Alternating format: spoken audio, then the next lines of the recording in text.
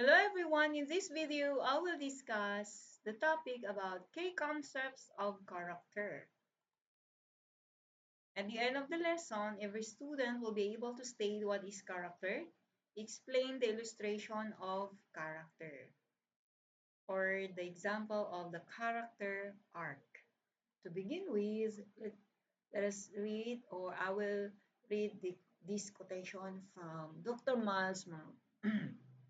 We must manifest character when self-sacrifice for the sake of our principles becomes more important to us than compromise for the sake of popularity. It says here that our true character is manifested. Okay. When we do the self-sacrifice for the sake of our principle, or your popularity is more important. So in novels like screenplays, or other forms of fictional uh, stories or narratives, there's an element called the character arc. Usually, the hero starts out in one situation having a particular mindset about his life, and later on, because of the situation or after progressing through a series of events or challenges or experiences in his life while attempting to reach personal goal, he ends up in a new place in his life. The perspective is being changed, or the mindset is being changed because of what he experienced. The arc refers to the protagonist's personal transformation as he journeys from where he was at the beginning. So of the story where he arrives at its conclusion. So mostly of the character we can watch in a movie or fictional narrative. Yun yung mga nangyayari. Okay, so for example, in the classic film On the Waterfront, the main character, Terry, played by Marlon Brando. So titignan natin yung example nito. Tinatawag nating character arc. But first, I just want to explain what is character arc. A character arc is basically the internal journey of a character goes through how they change as a result of the events in the story. It's not just what happens to them, but how those experiences reshape their beliefs, values, and identity. So let us see the progress in using the on the waterfront as example. Here is how that works in a clear step-by-step way. So basing from the waterfront story, the starting point, who the character is at the beginning. So Terry, played by Marlon Brando, begins as defeated, passive person. He is a washed-up boxer who lacks confidence and goes along with corruption because he is afraid to resist, to stand on his principle. His worldview shaped by fear and low self-worth. So that's the beginning. It means he is defeated or begins as a defeated passive person. And then after that, there is a conflict the moment that disrupts his normal life. He is ordered to pressure a man exposing corruption, but that situation leads to the man's death. This shocks Terry and creates internal conflict. He can't ignore what he is part of anymore. So naging wake up call para sa kanya, nagkaroon ng conflict, na konsensya siya. So what happened? So the inner tension plus the external pressure. So Terry feels guilt and starts questioning the system that he's been obeying. So that's the system wherein he was used to. But because of the situation, the conflict, the internal conflict, can no longer ignore it. So he began to question the system. At the same time, he falls in love with the victim's sister, which intensifies his moral struggle. Now he's torn between. Nasa dilemma siya. Staying safe and loyal to the boss or doing what he knows is right. Because so right, not just he is in love with the sister of the victim, but there is a conviction. So the crisis is the turning point. the moment of choice. He has to choose. So when the boss orders the killing of Terry's own brother and his brother refuses, everything escalates. This forces Terry to confront reality. So the system he served destroys even its own people. He can't stay neutral anymore. He has to choose. Kailangan niyang pumili. Kailangan niya manindigan. So saan siya? Okay. So the character, this is the climax, acts on new belief. So because of the experience, because of the conviction, nagkaroon siya ngayon ng paniniwala na bago at nabago yung kanyang pananaw. And Terry finally stands up to the boss, even though it puts his life at risk. If you remember at the beginning, he just obeyed because he was afraid. So now he has a new belief and beginning to stand against his boss. He gets brutally beaten because of his decision. And uh, because of that, but this moment proves he has changed. He's no longer acting out of fear, but out of conviction. Just like before, that he is acting out of fear, but now he is acting out of his conviction. So, anong gagawin niya? Who the character becomes? Ano na bago? By the end, Terry is transformed into someone brave, self-respecting, and morally grounded. He becomes a leader among the longshoremen, completely different from the passive man he was at the start. Because at the start, he was just obeying because of fear, but this time he's obeying. He stand on the truth, the principle, because of his conviction. So if we are going to summarize it, the Terry's arc or Terry's arc moves from fear, from guilt because of the conflict, the moral awakening. He saw the system and he has now the courage to stand up and he become a leader in his field. So Terry's arc moved from fear, guilt, moral awakening, courage, and leadership. That's what following the character arc means because of the experience. So a story tracks how a character evolves internally with its major event pushing them closer to become a different, stronger person by the end. So as you can see from the character arc, mayroong conflict within, mayroong conviction na nangyari dahil sa kanyang karanasan. So it means character starts in the mind from the belief that is being formed because of the situation or the experience. So yun yung tinatawag na character arc. So in this lesson, we look at several practical illustrations here, the key concept of character, in which we explore the depths or illustration of character. But first, let us see the meaning of character from the Latin word meaning mark or distinctive quality. So here there are three, but before that, I will continue the explanation about character. Okay, uh, the English word character comes from Latin word meaning mark. Ito ay nandito dun sa module nyo, or distinctive quality. As we have seen, our character is what marks, defines, and identify us. So it will give you the identity also, the character that you have.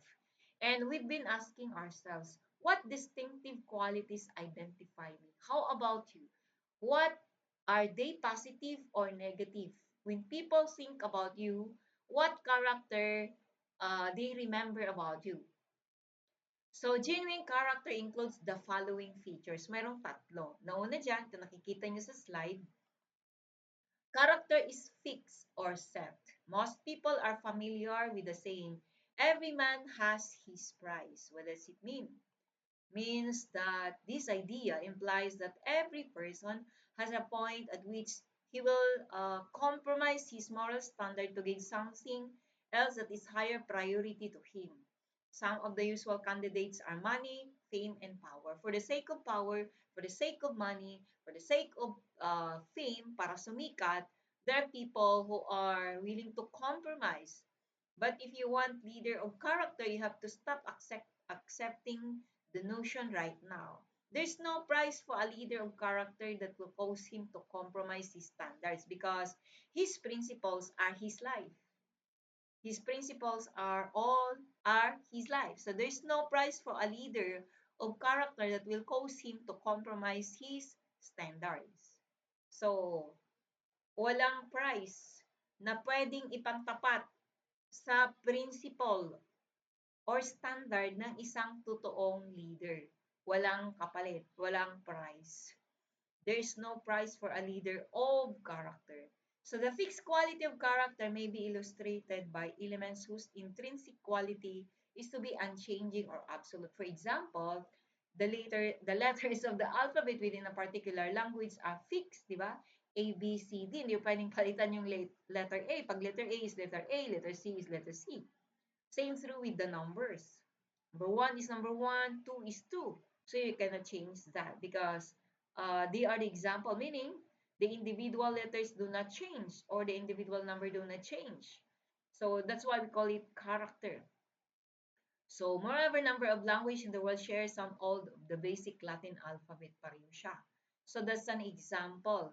Now, numerals are another example too, the fixed nature of numerals.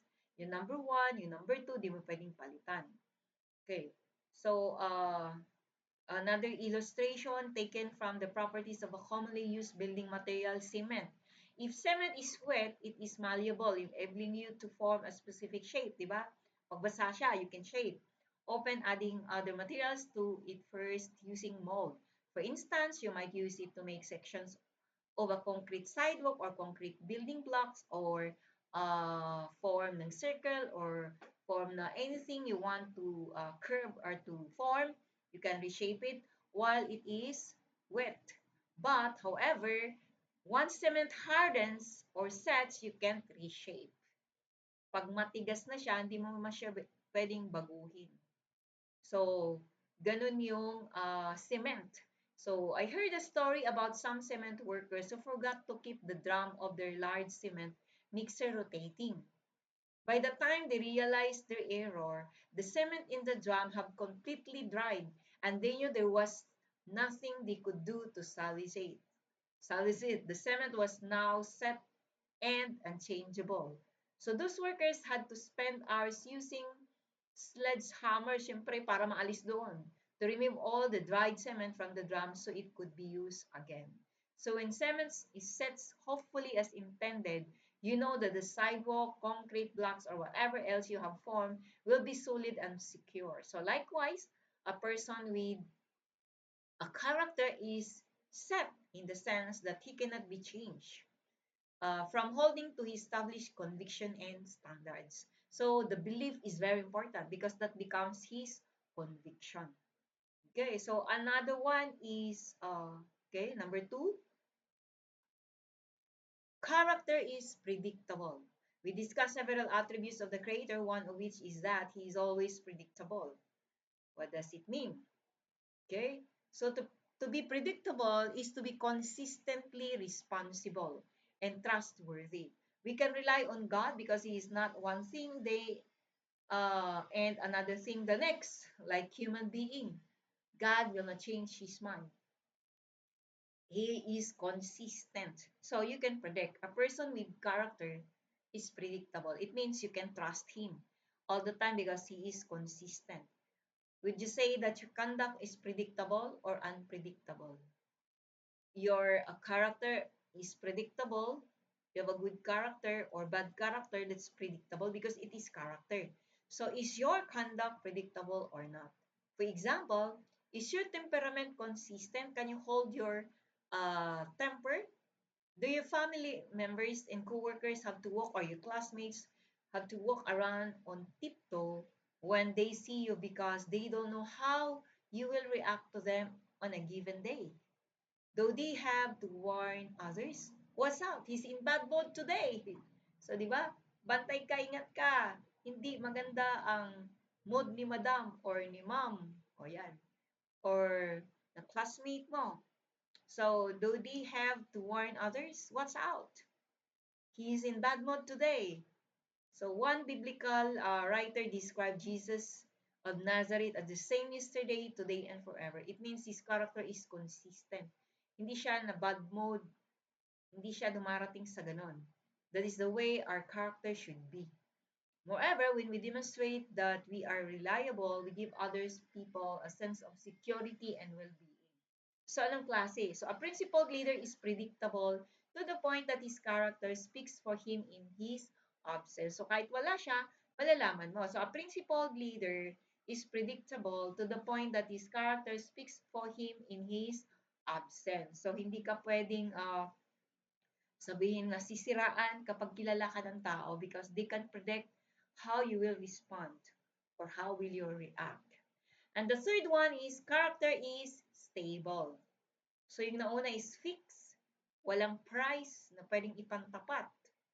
Another one is predictable, and the third one is stable. As we noted earlier, one consequence of humanity's loss of true character was instability. So it means the first century writer James said that a double-minded man is unstable in everything that he does. So James was saying that if a person has a character defect in one area, he will inevitably have character flaws in other areas as well. So it's hard to trust a person who keeps vacillating. Instead, if we walk in with integrity, our good character can flow eventually in all areas of our life. So kung may problema ka daw sa isang area, maapektuhan yung iba. So Jesus of Nazareth told a concise parable. Anong parable na yon? This parable describing how the nature of the Creator is meant to fill us. He said that the kingdom of God is like a yeast that the woman took and mixed in a large amount of flour until it worked all through the dough. Character is must work its way through every part of us so that we can consistently manifest it to others. Para siyang yes. Alam naman natin yung yes, pag nilagay mo sa harina, di ba aalsa siya?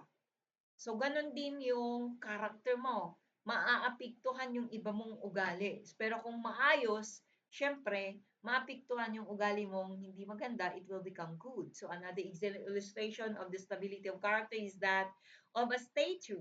Diba? Yung Statue of Liberty, alam natin yon.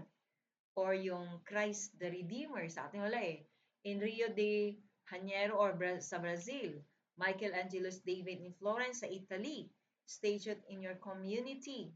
So one of my favorite statues, sabi ng isang writer, is si Queen Victoria, located in Parliament Square in downtown Nassau, Bahamas, kasi taga Bahamas siya.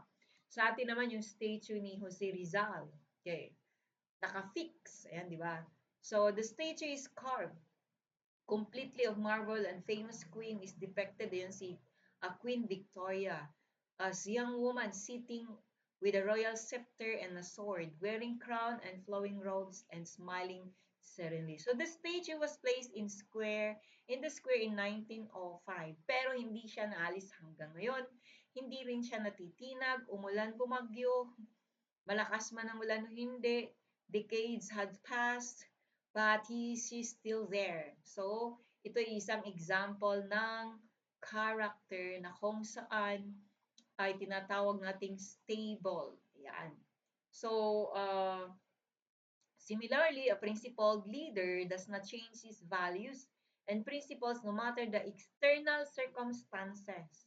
He is able to weather all kinds of personal and professional storms, even those that are hurricane strength, while remaining calm and steadfast. Yung totoo nating ugali makikita kapag ka mayroong adverse circumstances, crisis, hindi magandang pagkakataon, biglaan. So, ano ba yung ugali mo? Consistent ba? Or nagpapanik ka. So, doon makikita yung totoong ugali when you are insulted, when you are criticized. Okay, so how do you respond? Or do you respond or do you react? When we say respond, that is positive. When we say react, that's negative. So, ang tanong dito is, what would I be like if my business collapsed and I lost everything? So, ano daw yung reaction mo? Ano daw yung ugali mo maipapakita? Regardless of how devastated I felt, would my character remain the same? Ayan. Kung mga hindi magandang nangyari sa buhay mo, pareho pa rin ba yung ugali mo? Kalmado, mabait, controlled yung kanyang dila. So a true leader is able to take criticism and mistreatment and still retain his character.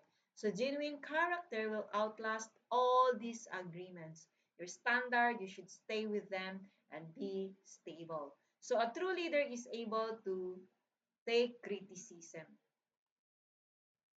A true leader is able to take criticism and mistreatment, still retain his character. Even though you are criticized, mistreated, you are consistent with your attitude, with your character, with your conduct. Okay, so now what is the meaning of character? There are five. I think you have already heard this and have already explained this in the previous chapters and even in Eugenics 2. Okay, so first is just a review. Character means having a commitment to a set of values without compromise. It means you are committed to your set of values. What do you value? Okay, because leaders of principles do not relinquish their values in the face of pressure or disregard their belief. They don't compromise. Their values are based on their conviction. They are willing to lose money, promotion, and other advantages for the sake of their values. So yan yung taong may character. They change their values based on what they think other people want them to do, not what they genuinely believe is right. So ito yung hindi, yung sinasabi dito because, uh, ika ha, para hindi kayo malito sa akin. Unfortunately, sabi ko, ulitin ko, unfortunately, there are many leaders today who are expert in compromise. So yun yung, they change their values based on what they think other people want them to do. So yun ibig ko sabihin ha, pero yung mga leaders na may character, they do not change their values on what people think, but they change their values according to the principles written from the manual of life. But those leaders who compromise, they change their values based on what they think other people want them to do. So, hindi siya nakabase sa manual, kundi nakabase sa sinasabi ng ibang tao. So, moral compromise is different from the natural give and take that occurs, for instance, when a group of people is discussing options for how to implement procedures or what methods to use to attain a certain goal. So, there is an important distinction between compromising one's belief and making a concession on an opinion so that the group can come to a consensus. That's naman for the change for progress. Okay, so another one is character means being dedicated to a set of standard without wavering. Kanina, values.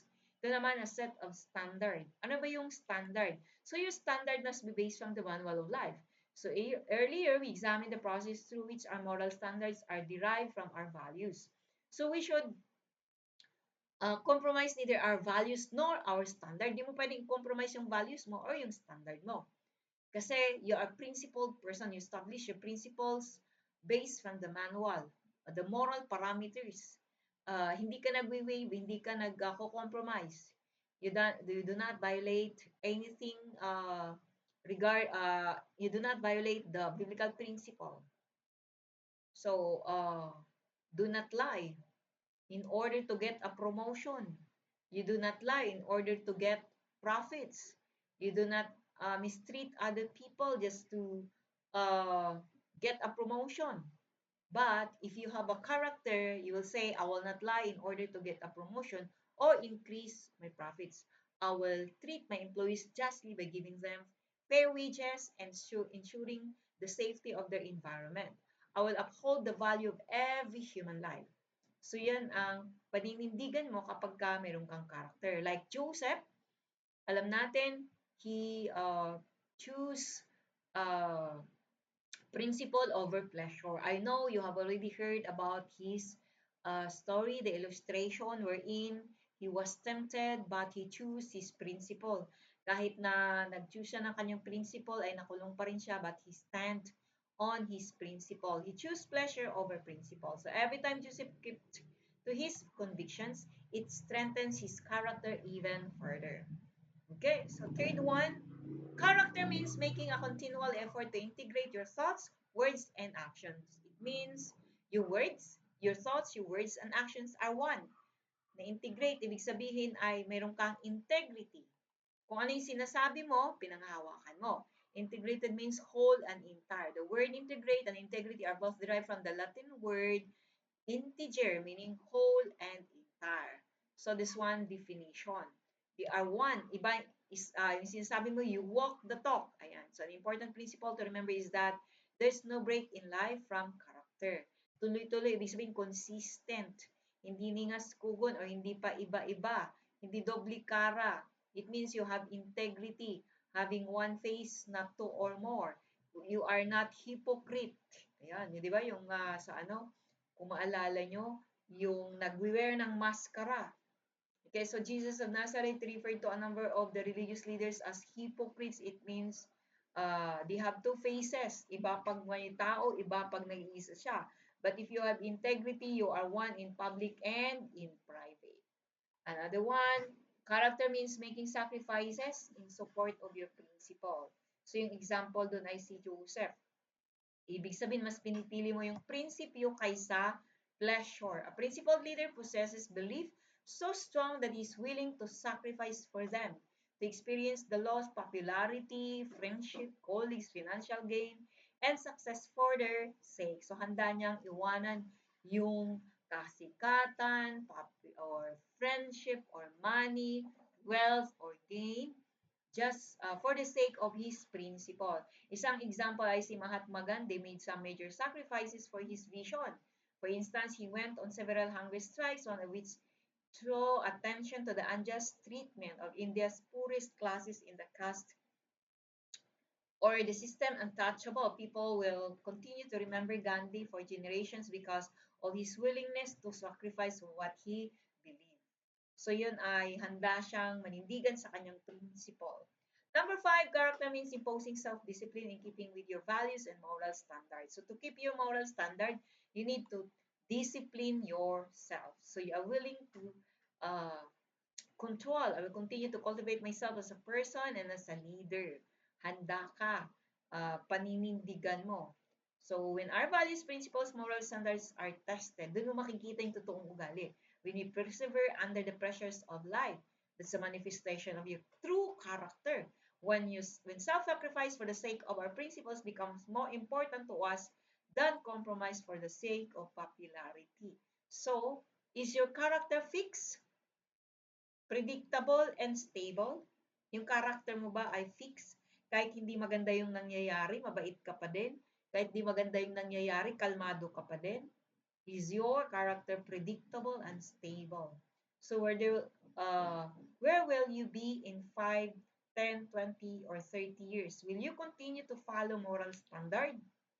Pag nasa field na kayo at nakahawak ka na ng pera, so magbabago ba yung values mo? Will you compromise? Will you obey your convictions or not? So depende yan. So each of us must take some responsibility for the crisis of character in our world today, even in our nation. So not just the world, but in our nation. Excuse me.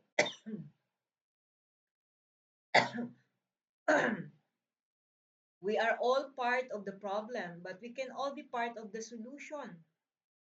Become the solution, not the problem.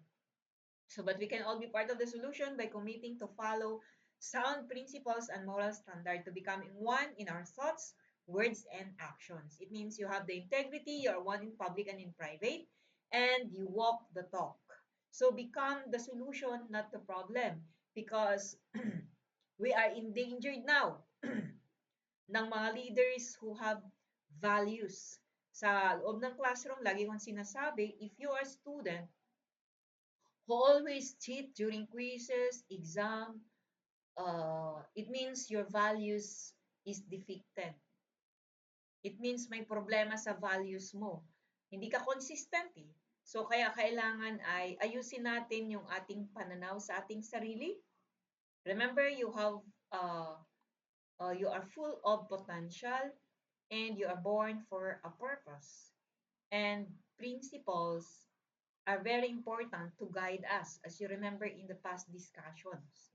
The principle, the power of principle. So we must have the principles from the manual of life so that we will be able to develop the right character. So the activity for this, you answer this question. How does the difference between being a character, projecting an image, and having character, living with integrity, challenge you to align your own thoughts, words, and actions, especially in situations where doing so may be difficult or unpopular. So you answer this according to our lesson. So what that this mean? Ano ibig sabihin nitong tanong na ito? This reflection question is asking you to look inward and evaluate the gap, if any, between how you represent yourself and how you truly act. Are you honest with yourself? Yung pinapakita mo ba? Or ay para maganda yung image na makita ng tao? Or you are just yourself. Be yourself. So being character means you put an image of person that you may look good to others. Ibig sabihin, pinapakita mo yan para magandang paningin sa ng ibang tao. Or, you are being yourself. Or other hand, having character is about having integrity, being the same person in your thoughts, words, actions, even when no one is watching. Do you stay true to your value even when it is uncomfortable? So, pakisagot na lang yung tanong na ito. What's the difference between being a character and having a character? Okay, that's all for this video. Write your answer in one half crosswise. Do not print, but you have to write. That's all. God bless everyone.